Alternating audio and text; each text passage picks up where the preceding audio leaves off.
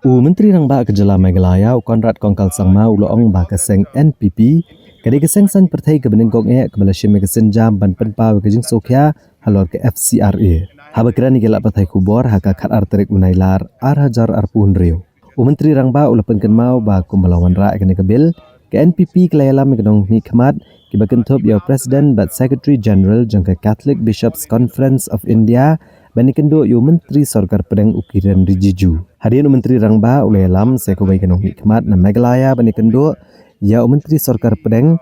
Ban Penbor Halor Kenegapang Shua bagi Waipat Ki Menteri Rang Ba bagi Sengsen Pertai Kin Mi Syakmat. Konrad Kongkal Sangma ula pensyai bagi Kijing Shimkya jong ke NPP Kamdai Namar Banwat Kabu Haka Kamsen Pertai.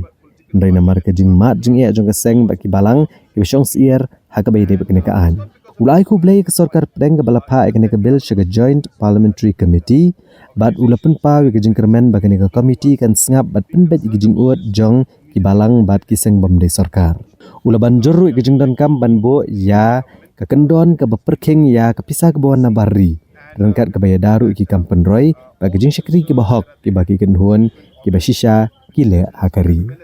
So when the bill was initially tabled, you will recall that NPP was in fact the only party that took up the matter at that time with Mr. Kiran Rijiju, and I had led a delegation of the CBCI, including the President and Secretary General of CBCI to Mr. Kiran Rijiju's place. Even after that, I don't recall any other political party taking up the matter directly with the government and the cabinet ministers. After that, I had again taken another delegation from Meghalaya to the Honorable Home Minister, and post that move, then we saw other chief ministers and other parties and everybody moving. So if there was any political party that took up this issue first, it was the NPP. And it's not because of any political point.